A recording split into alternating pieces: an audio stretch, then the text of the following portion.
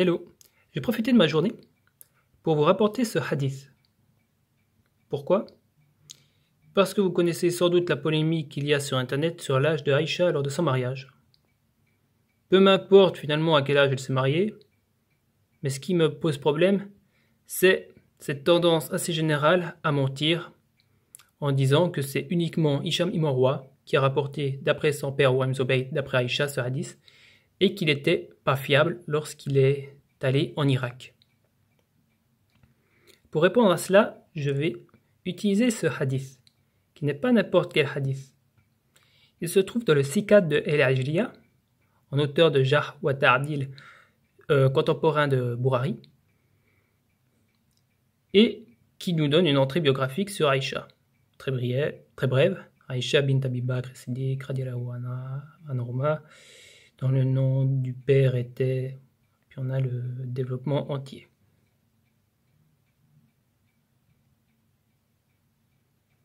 Et on a une chaîne de transmission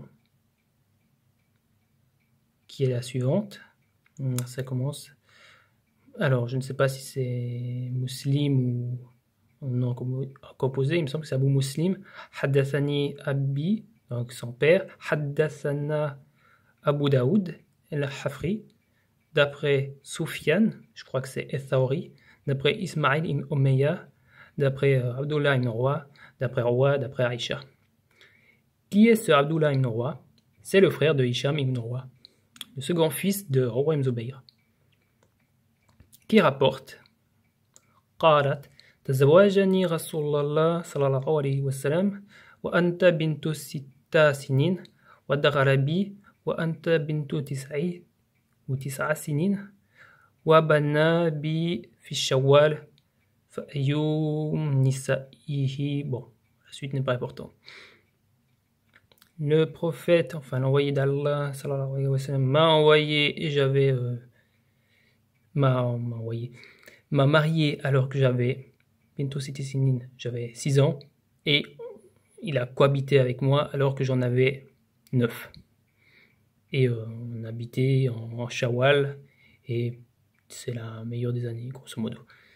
Le meilleur des mois.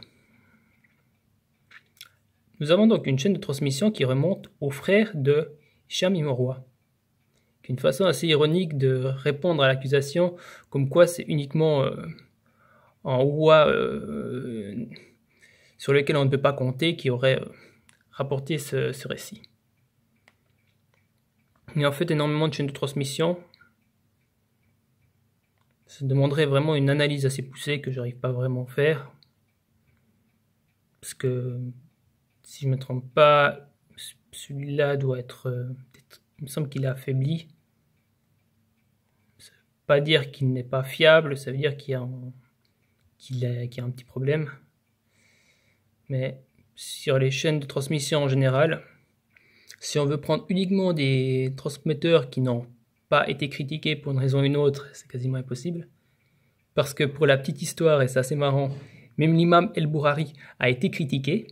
Il a été critiqué par la famille moi je l'appelle la famille Razi parce que je ne sais pas comment on l'a appelé autrement, mais Ibn Abi Hatim, Abu Hatim el-Razi et Abu Zura, qui ont considéré que le Sahih de l'imam El-Bourari n'était pas fiable dans leur ouvrage sur les transmetteurs. Juste parce qu'en fait, ils n'avaient pas supporté que l'imam El-Bourari fasse en livre où il considérait que tout était authentique. Il considérait tous ces trois considéraient que Bourari prenait la grosse tête et que son livre ne devait pas être accepté. Donc ils ont énormément critiqué son livre et aussi le livre de Muslim. Donc si vous allez dans leur ouvrage d'acceptation des transmetteurs et que vous allez à l'entrée sur l'imam El-Bourari et l'imam Muslim, vous vous rendrez compte qu'il y aura des critiques sur eux. Comme quoi, même les meilleurs sont critiqués. Bon, il y a plusieurs chaînes de transmission, il faudrait regarder pour voir par où elles passent, parce que énormément de ces chaînes de transmission sont irakiennes, à un moment donné.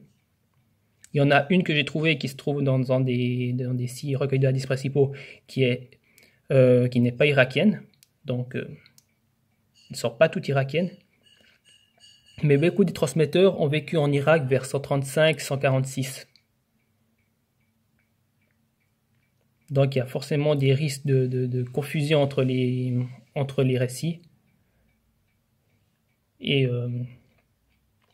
le risque que les récits se soient passés les uns dans les autres et que la chaîne ne corresponde pas forcément au canal par lequel il a suivi. Mais bon, il y a énormément de récits, il y en a plusieurs dans le Tabakat el-Kubra de Imsad, où on a 4 chaînes de transmission différentes, si je ne me trompe pas. On en a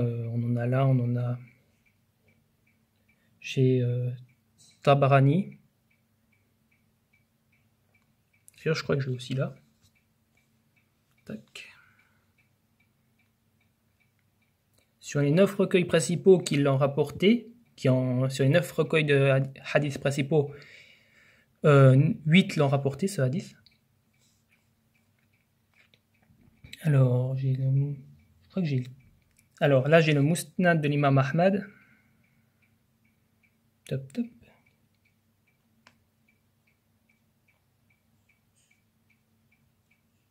Désolé, il met un peu de temps à charger.